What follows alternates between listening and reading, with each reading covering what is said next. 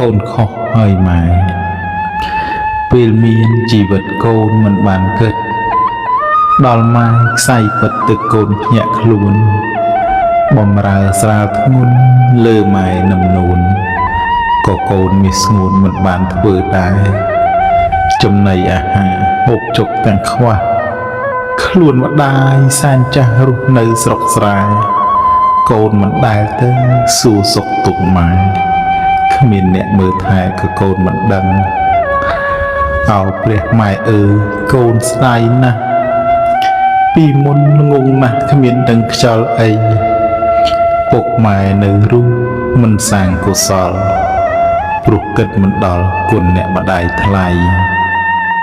នឹកឃើញគ្រាមួយកាកូននៅតូចម៉ែថែប្រៀបដូចជាបច្ចរណីយកសក់បាំងកូនយកខ្លួនបាំងថ្ងៃកូនថិតក្នុងដៃព្រះម៉ែថ្នមបីធ្វើការរកស៊ីមិនមានចន្លោះឆ្លៀតឲ្យបើដោះមិនមានខ្មាស់អ្វីនៅមុខមហាជនមានប្រុសមានស្រីក៏ម៉ែធ្វើឲ្យតែកូនឆ្អែតគុណធំយ៉ាងនេះ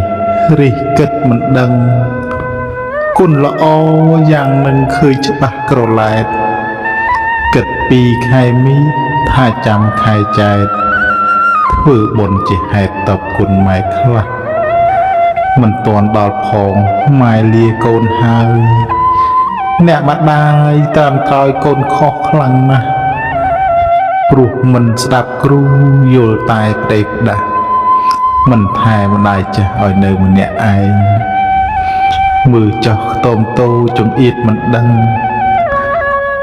ខ្ញុំទុកម្លឹងចិត្តវិលដូចផ្សែងទឹកដីខ្ទមតូដែលជាកន្លែង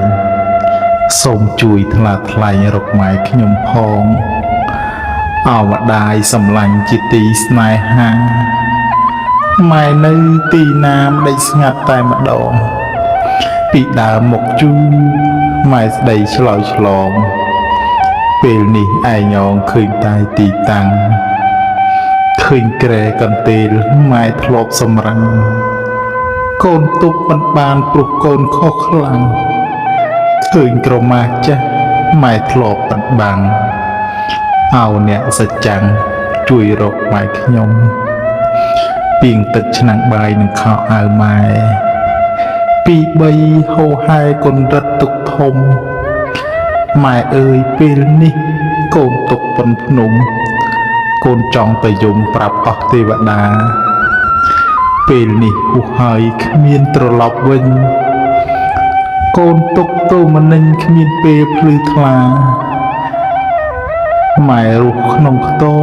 កូននៅវិឡាសំដូចគេថាកូនដូចបាក់សីមិនគួរសោះឡើយម៉ែអើយទៅណាកូនមកហើយរាសុំម៉ែស្រដីបណ្ឌិតនៅស្ងៀមឈឹង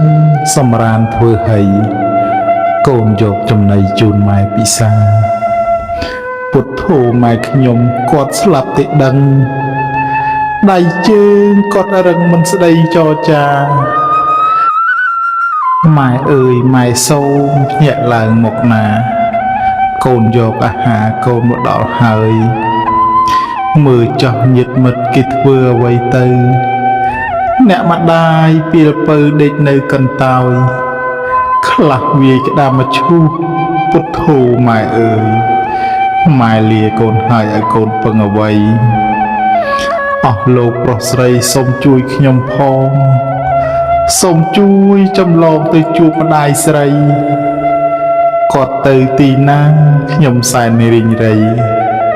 ពុទ្ធោម៉ែសៃកូនខុសខ្លួនហើយសូមអនុមោទនា